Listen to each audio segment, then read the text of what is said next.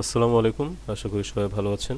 আমাদের data structure lab কোর্সে আমাদেরকে একটা অ্যাসাইনমেন্ট দেওয়া হয়েছিল, একটা না সরি দুইটা অ্যাসাইনমেন্ট দেওয়া হয়েছিল। তো এই দুইটা অ্যাসাইনমেন্টের মধ্যে অনেকগুলো কোয়েশ্চেন ছিল, যার মধ্যে প্রথম অ্যাসাইনমেন্টের এক্সারসাইজ নাম্বার 1টা এখন আমরা সলভ করার চেষ্টা করব আর বোঝার চেষ্টা করব যে আলটিমেটলি প্রত্যেকটা কোড দ্বারা আমাকে কি বোঝায়। সো এই প্রবলেমটাতে আমরা দেখতে পাচ্ছি আমাদেরকে বলছে যে write a program to find second minimum and second maximum number of an integer array.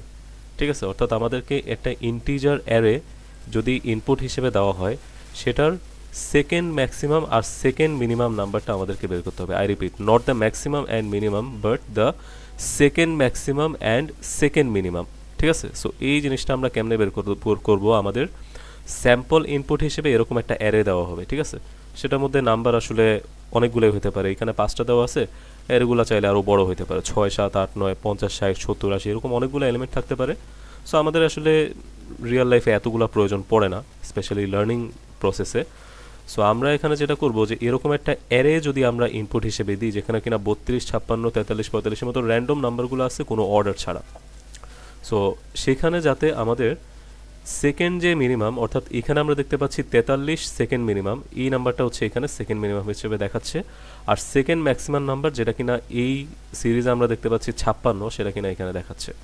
So যে কোনো অ্যারের জন্য সেকেন্ড মিনিমাম এবং সেকেন্ড ম্যাক্সিমাম নাম্বার আমাদের কিন্তু বের করতে হবে। এখন একটা সি প্রোগ্রাম লেখার মাধ্যমে সেই কাজটা আমরা কিভাবে করতে পারি, সেটাই হচ্ছে আমাদের এই প্রবলেম সলভিংয়ের মেইন গোল। সো সবার আগে আমরা যেটা করব সেটা হচ্ছে আমাদের প্রোগ্রামটাকে স্ট্রাকচার করে নিব। Hashtag include standard input output header, তারপর হচ্ছে একটা ইন্টিজার মেইন ফাংশন আমরা ডিফাইন করে নেব, যেটা রিটার্ন করে হচ্ছে কত, 0 রিটার্ন করে 0। এরপরে আমরা হচ্ছে অল্টার শিফট এফ দিয়ে ফরম্যাটিং করে নেব। তারপরে এখানে আমরা যে কাজটা করব সেটা হচ্ছে আমাদের অ্যারের কিন্তু একটা ডাইমেনশন থাকে। আমরা যদি সি প্রোগ্রামিং ল্যাঙ্গুয়েজের অ্যারেগুলো পড়ে থাকি, সেখানে সাধারণত যে জিনিসটা হয়, এই কমেন্টটার ভিতরে আমি যা লিখবো সেটা আমাদের কোডে রান হবে না। সো এখানে আমরা চাইলে লিখে প্র্যাকটিস করতে পারি।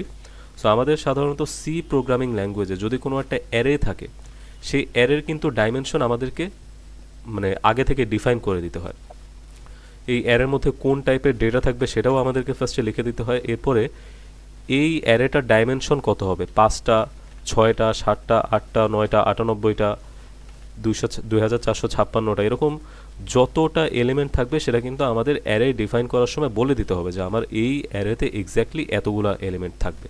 ঠিক আছে, সো এই সংখ্যাটাকে আমি র্যান্ডমলি n ধরে নিলাম। ঠিক আছে, এখন আমরা যে কাজটা করব সেটা হচ্ছে এই ইন্টিজার ফাংশনের ভিতরে আমরা অ্যারের ডাইমেনশনটা ডিফাইন করব। সো আমি ধরে নিই অ্যারের ডাইমেনশনটা যেহেতু একটা ইন্টিজার সংখ্যা, তাই ইন্ট n নামক একটা ভ্যারিয়েবল আমি নিব। সেই ভ্যারিয়েবলটা হচ্ছে আমার অ্যারেতে কতগুলো এলিমেন্ট থাকবে তা নির্দেশ করবে। তারপরে ইউজারের কাছ থেকে আমি সেই ইনপুটটা নিব যে তোমার অ্যারেটাকে তুমি কতগুলা এলিমেন্ট দিয়ে সাজাতে চাচ্ছ। সো সবার আগে আমি যেটা করব সেটা হচ্ছে ইউজারকে বলবো যে তুমি এখন এমন একটা ভ্যালু দাও যে ভ্যালুটা তোমার অ্যারের ভিতরে কতগুলো এলিমেন্ট থাকবে সেটাকে নির্দেশ করবে। সো আমি লিখবো যে please enter the number of elements. ঠিক আছে, মানে এলিমেন্টস কয়টা থাকবে। তারপরে হচ্ছে আমরা যে কাজটা করব সেটা হচ্ছে স্ক্যানএফ এর মাধ্যমে ইউজারের কাছ থেকে আমরা ভ্যালুটা রিড করব। তো %d দিচ্ছি একটা ফরম্যাট স্পেসিফায়ার, যেটা কিনা আমার কোন ভ্যালুটাকে হোল্ড করবে, আমার n এর ভ্যালুটাকে হোল্ড করবে। এটা আমাদের সেকেন্ড ইয়ার ফার্স্ট সেমিস্টারে যে এসপিএল কোর্স ছিল, সেই এসপিএল কোর্স থেকে আপনারা আসলে জেনে আসার কথা যে এই %d দ্বারা বোঝায় ফরম্যাট স্পেসিফায়ার, যেটা কিনা আমার একটা ভ্যারিয়েবলের মধ্যে আমি কোন ধরনের ডেটা এখান থেকে নিব সেটাকে স্পেসিফাই করে আর কি। সো আমি স্ক্যানএফ এর মাধ্যমে এখানে n এর একটা ভ্যালু রিড করলাম। সো আপাতত যদি এইটুকু পোর্শনকে আমরা রান করে দেখি, এইটুকু পোর্শনকে আমরা রান করলে আমরা n এর ভ্যালুটা ঠিকমতো ইনপুট নিচ্ছে কিনা সেটা একটু চেক করব। প্রিন্টএফ এর ভিতরে আমরা করব কি, %d দিয়ে কমা দিয়ে n লিখব। আমরা জাস্ট চেক করব যে আমাদের n এর ভ্যালুটাকে প্রপারলি রিড হচ্ছে কিনা। Control S. এরপরে হচ্ছে আমি আমার টার্মিনালটা ক্লিয়ার করে ফেলবো। এখানে যেটা করব সেটা হচ্ছে জিসিসি স্পেস এক্সারসাইজ 1.c, আউটপুটে যাবে হচ্ছে এক্সারসাইজ 1.exe। আচ্ছা ওয়েট, এই জায়গাতে আমাদের কোডে একটা ভুল আছে, সেটা হচ্ছে যে এই সেমিকোলনটা হবে না। আমরা হচ্ছে আবার টার্মিনালটা ক্লিয়ার করব। এবার হচ্ছে আমরা কম্পাইল করার চেষ্টা করব। ওয়েট, সেভ করি না, আমরা কন্ট্রোল এস দিয়ে সেভ করলাম, কমান্ড লাইনটাকে ক্লিয়ার করলাম, এটাকে কম্পাইল করার চেষ্টা করলাম। হ্যাঁ, কম্পাইল হয়ে গেছে। এখন যদি আমরা হচ্ছে এক্সারসাইজ 1.exe কে রান করি, তাহলে আমাদেরকে বলতেছে enter the number of elements. আমরা যদি 6 দিই, এই যে 6 আমাদেরকে দেখাচ্ছে, তার মানে আমার এন এ ভ্যালুটাকে এখানে প্রপারলি রিড করতে পারতেছে। আচ্ছা, এখন আমি যে কাজটা করব সেটা হচ্ছে আমাদের কোডের ফার্দার অংশটা আমরা লিখব। যদি আমাদেরকে ইউজার স্পেসিফাই করে দেয় যে আমার অ্যারের মধ্যে কয়টা এলিমেন্ট থাকবে, এবার আমরা একটা অ্যারে এখান থেকে বানাবো। ইন্টিজার, আমাদের অ্যারের নাম দেব আমরা ARR, যেটা হচ্ছে অ্যারের সংক্ষিপ্ত রূপ। তারপরে এটার ভিতরে ডাইমেনশন কত থাকবে, ওই যে ইউজার আমাদেরকে যেই এনটা ইনপুট দিয়েছে সেটাকে আমরা এখানে ডাইমেনশন হিসেবে ইনপুট দিব। এখন ইউজার যদি 3 দেয়, এখানে এন এর মান 3 হবে, অর্থাৎ এটা 3টা এলিমেন্ট বিশিষ্ট একটা অ্যারে হবে। ইউজার যদি এখানে 96 দেয়, তাহলে এন এর মান 96 হবে, আর অ্যারের ডাইমেনশন হবে 96। ঠিক আছে, তো এখানে একটা অ্যারে আমরা ডিফাইন করে ফেলছি। সো অ্যারে যখন ডিফাইন করছি, আমাদের পরবর্তী কাজ হচ্ছে আমাদের অ্যারের ভিতরে এলিমেন্টগুলোকে সেট করা, ইউজারের কাছ থেকে ইনপুট নেওয়া, যে তোমার অ্যারেতে তুমি কোন কোন এলিমেন্টগুলো রাখবা। তো এখন আমরা যে কাজটা করব সেটা হচ্ছে একটা লুপ চালাবো। লুপ চালায় আমরা করব কি, অ্যারের প্রত্যেকটা ইন্ডেক্সে কিছু ভ্যালু আমরা অ্যাসাইন করে দিব। ফর এক্সাম্পল, আমাদের লুপের মাধ্যমে আমরা করব কি, এই অ্যারেটা 0তম ইন্ডেক্সে আমরা সে ফর এক্সাম্পল 43 দিব। তারপরে হচ্ছে অ্যারের ইন্ডেক্স নাম্বার 1-এ আমরা দিব হচ্ছে 45। তারপরে অ্যারের মনে করো যে 34তম ইন্ডেক্সে আমরা দিব হচ্ছে কত, 67। এরকম বিভিন্ন এলিমেন্টগুলো আর কি আমরা অ্যারের মধ্যে সেট করব। তো যাই হোক, আমরা হচ্ছে এখন একটা ফর লুপ চালাবো, যাতে আমরা অ্যারের প্রত্যেকটা এলিমেন্টের মধ্যে, অ্যারের প্রত্যেকটা ইন্ডেক্সের মধ্যে যাতে এলিমেন্টগুলো ইনসার্ট করতে পারি। So integer i is equal to 0। ঠিক আছে, আমাদের প্রাথমিকভাবে হচ্ছে আমরা 0 থেকে শুরু করব, কারণ আমরা জানি অ্যারের প্রথম ইন্ডেক্স হচ্ছে 0, দ্বিতীয় ইন্ডেক্স হচ্ছে 1, তৃতীয় ইন্ডেক্স হচ্ছে 3। সো আমাদের 0th ইন্ডেক্স থেকে শুরু করে আমরা যাব কোন পর্যন্ত, n এর আগের সংখ্যা পর্যন্ত। ঠিক আছে, সো আমরা করব কি i প্লাস প্লাস। এখানে n এর আগের সংখ্যা পর্যন্ত যাওয়ার কারণ কি, কারণ আমাদের অ্যারেতে যদি n সংখ্যক এলিমেন্ট থাকে, আমাদের লাস্ট ইন্ডেক্স হবে n-1। ফর এক্সাম্পল, আমার এখানে n এর ভ্যালু যদি 4 হয়, তাহলে আমার অ্যারে ইন্ডেক্সগুলো এরকম হবে। প্রথম ইন্ডেক্স হবে 0, দ্বিতীয় ইন্ডেক্স হবে 1, তৃতীয় ইন্ডেক্স হবে 2, আর চতুর্থ ইন্ডেক্স হবে 3। ঠিক আছে, সো এইভাবে আমার অ্যারের এলিমেন্টগুলো যাবে। এখানে আমাদের n এর মান 4, মানে অ্যারের মধ্যে 4টা এলিমেন্ট, আর ইন্ডেক্সগুলো হচ্ছে অ্যারে 0, 1, 2, 3। এখানে যদি আমি মানে i ইজ ইকুয়াল টু যদি আমি n পর্যন্ত নিই, তাহলে যে কাজটা হয়ে যায় সেটা হচ্ছে n এর ভ্যালু যদি আমার 4 হয়, অ্যারেতে কিন্তু আমার 4 ইন্ডেক্স পর্যন্ত কিন্তু ডেটা চলে যাবে, যার কারণে আমার যেই ডাইমেনশন সেটার চেয়েও বেশি সংখ্যক ডেটা কিন্তু আমার অ্যারেতে ইনসার্টেড হয়ে যাবে। তাই যখনই আমরা অ্যারেতে ডেটা ইনসার্ট করব, তখন আমাদের কি করতে হবে কি, i ইজ ইকুয়াল টু 0 থেকে শুরু করে n এর আগের সংখ্যাটা পর্যন্ত আমাকে যাইতে হবে। এবার যদি আমি লুপ চালাই, লুপের মধ্যে আমি করব কি, আমি এখানে ভ্যালুগুলো রিড করব। প্রিন্টএফ এর মাধ্যমে আমি ইউজারকে বলবো যে তুমি আমাকে এখানে কিছু ভ্যালু দাও। এন্টার দ্য এলিমেন্ট নাম্বার, নাম্বারটা হচ্ছে আমার কি হবে, % দিয়ে একটা ইন্টিজার, এখানে দিব কি i প্লাস 1, কারণ i এর ভ্যালু যদি 1 হয়, ইউজারকে এখানে বলা হবে enter the element number 1 plus 1, sorry 0, i এর ভ্যালু যদি এখানে 0 হয়, তাহলে ইউজারকে বলা হবে enter the element number 1। i এর ভ্যালু যদি 1 হয়, তাহলে ইউজারকে এখানে বলা হবে এন্টার দ্য এলিমেন্ট নাম্বার 2। ঠিক আছে, সো এটা হচ্ছে আমাদের রান করলে আমরা বুঝতে পারবো যে এখানে i প্লাস 1টা আসলে আমরা কেন লিখছি। সো এরপরে স্ক্যানএফ এর মাধ্যমে আমরা করব কি, আমরা %d দিয়ে, এরপরে %, তারপরে লিখব হচ্ছে আচ্ছা, এখানে স্ক্যানএফ এর মাধ্যমে আমরা কিসের মধ্যে ভ্যালু ইনপুট করব? আমাদের অ্যারের আই নাম্বার ইন্ডেক্সে। আই ইজ ইকুয়াল টু 0 যদি হয় সেক্ষেত্রে অ্যারের 0তম ইন্ডেক্সে আমরা স্ক্যানএফ থেকে পাওয়া ডেটাটা ইনসার্ট করব। ঠিক আছে?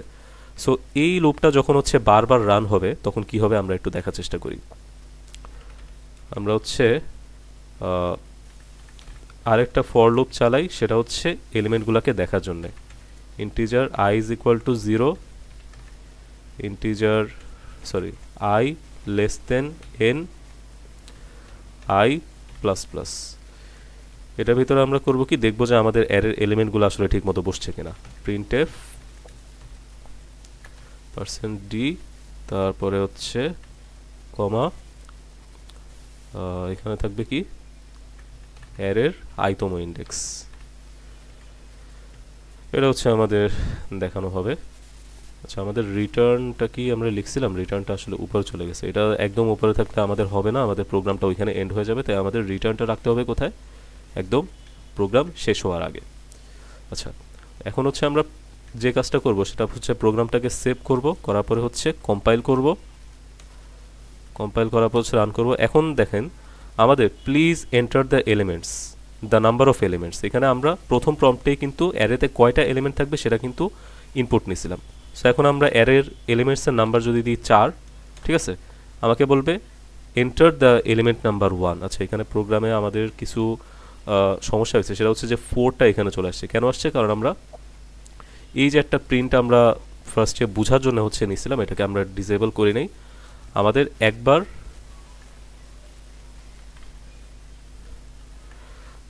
একবার যখন আমরা n এর ভ্যালু রিড করে নিই, আমাদের পরবর্তীতে সেটা প্রিন্ট করে দেখানোর আসলে কোনো দরকার নেই। আমরা এটা কেটে দিলাম। এরপরে যে কাজটা করব সেটা হচ্ছে এন্টার দ্য এলিমেন্ট নাম্বার 1। এটার পরে আমরা করব কি, একটা কোলন দিব বোঝার সুবিধার্থে আর কি। তো সেভ করলাম, করার পর হচ্ছে টার্মিনালটাকে ক্লিয়ার করলাম, এরপরে আবার কম্পাইল করলাম, করার পর হচ্ছে সেটাকে রান করলাম। এন্টার দ্য এলিমেন্টস, এখানে 4 দিলাম, এলিমেন্ট নাম্বার 1 আমি দিলাম 45, 2 দিলাম 43, 3 দিলাম 67, 4 দিলাম 54। আচ্ছা, এখানে আমাদেরকে যে কাজটা করতে হবে সেটা হচ্ছে যে একটা স্পেস দিয়ে রাখতে হবে।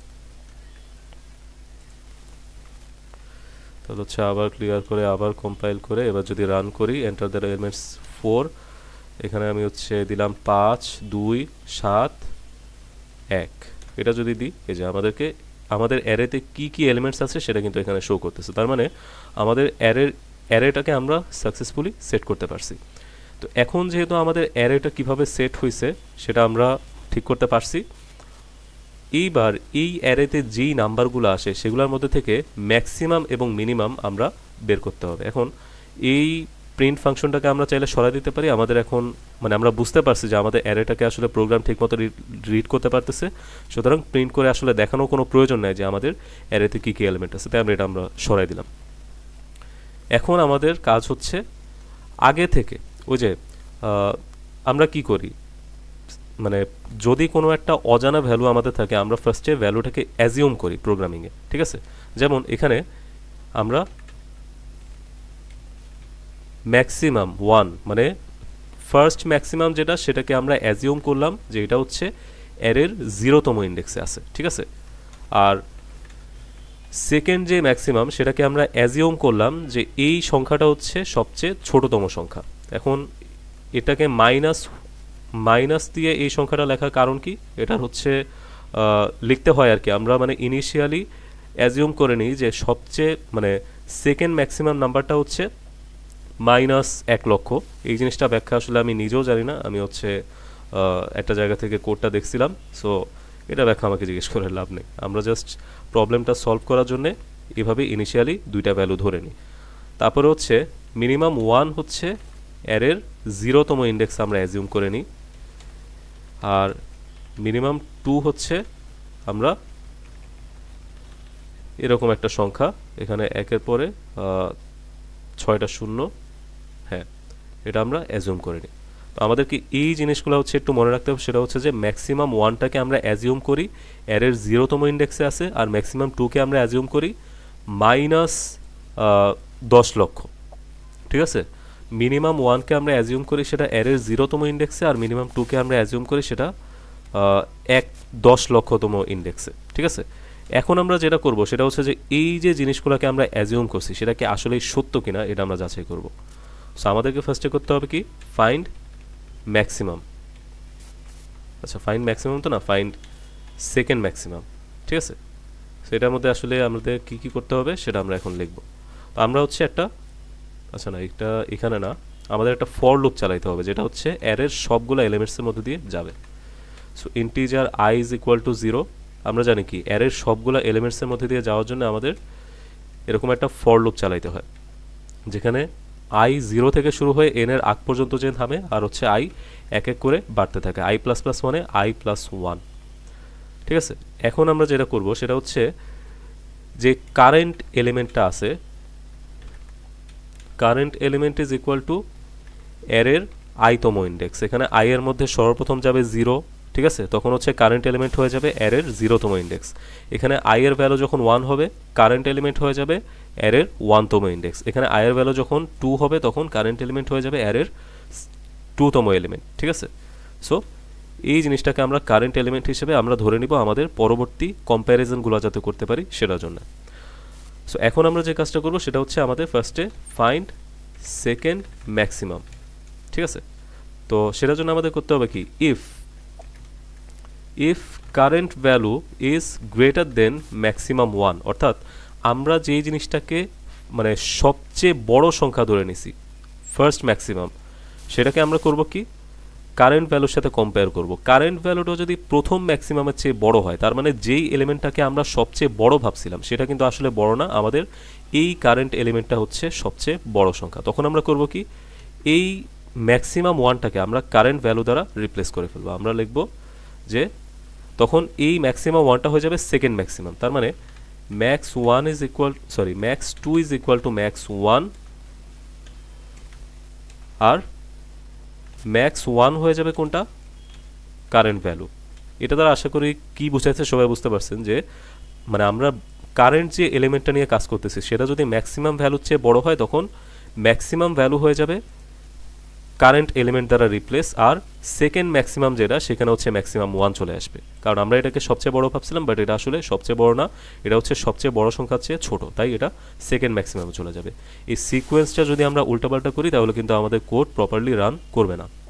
ঠিক আছে, এরপরে আরেকটা কন্ডিশন আমাদের লিখতে হবে সেটা হচ্ছে এলস ইফ কারেন্ট ভ্যালু যদি আমাদের কি হয় সেকেন্ড ম্যাক্সিমামের চেয়ে বড় হয়, কি সেকেন্ড ম্যাক্সিমামের চেয়ে বড় হয় এবং কারেন্ট ভ্যালু আমাদের ফার্স্ট ম্যাক্সিমামের সমান নয়, ম্যাক্স 1। তো এই কেসটা যখন হয় তখন আমাদের কি করব, তখন হচ্ছে আমরা সিম্পলি জাস্ট ম্যাক্সিমাম 2 এর ভ্যালুতে আমরা কারেন্ট ভ্যালুটা সেট করে দিব। এই কম্প্যারিজনটা আমি আবার বুঝাই যে আমাদের প্রথম শর্তে আমরা দেখছিলাম যে কারেন্ট ভ্যালুটা ম্যাক্সিমাম 1 এর চেয়ে বড় কিনা। ঠিক আছে, এই কন্ডিশনে আমরা দেখতেছি যে ওই কেসটা যেখানে কিনা কারেন্ট ভ্যালু ম্যাক্সিমাম 2 এর চেয়ে বড় কিন্তু ম্যাক্সিমাম 1 এর সমান নয়, তো ওই কেসটাতে আমরা করব কি, আমরা ম্যাক্সিমাম 2 এর জায়গায় কারেন্ট ভ্যালুটাকে সেট করে দিব, কারণ এটা এখন আর ম্যাক্সিমাম 2 নয়, এখন ম্যাক্সিমাম 2 হচ্ছে কারেন্ট ভ্যালু। ঠিক আছে, সো এটা গেল, এটার মাধ্যমে হচ্ছে আমরা সেকেন্ড ম্যাক্সিমামটাকে ফাইন্ড করে ফেললাম। পরবর্তী কাজটা হচ্ছে আমাদের ফাইন্ড সেকেন্ড মিনিমাম। এখানে আমরা একদম উল্টা কাজটা করব, সেটা হচ্ছে ইফ কারেন্ট ভ্যালু যদি মিনিমাম 1 এর চেয়ে ছোট হয় তাহলে আমরা করব কি, মিনিমাম 1কে কারেন্ট ভ্যালু দ্বারা রিপ্লেস করে ফেলবো। তখন মিনিমাম 2 এর মধ্যে যাবে মিনিমাম 1 এর ভ্যালু, কারণ তখন এটা মিনিমাম 2 হয়ে যাবে, আর মিনিমাম 1 এর জায়গায় বসে যাবে কারেন্ট ভ্যালু। ঠিক আছে, আর এলস ইফ দিয়ে আমরা এখন যেটা করব সেটা হচ্ছে আরেকটা কন্ডিশন চেক করব যে আচ্ছা এখানে মিন হবে না, এটা মিন 1 হবে। এলস ইফ আমাদের কারেন্ট ভ্যালু যদি মিনিমাম 2 এর চেয়ে ছোট কিন্তু মিনিমাম 2 এর চেয়ে ছোট এবং current value not equal to minimum 1, অর্থাৎ মিনিমাম 2 এর চেয়ে ছোট ঠিকই কিন্তু মিনিমাম 1 এর সমান নয়, তখন আমরা যে কাজটা করব সেটা হচ্ছে মিনিমাম 2 এর জায়গায় আমরা কারেন্ট ভ্যালুটা সেট করে দিব। ঠিক আছে, তো এই হচ্ছে আমার কারেন্ট সেকেন্ড মিনিমাম আর সেকেন্ড ম্যাক্সিমাম আমাদের বের হয়ে গেছে। এখন আমরা যেটা করব সেটা হচ্ছে এই ফর লুপের থেকে বের হয়ে আমরা প্রিন্ট করব।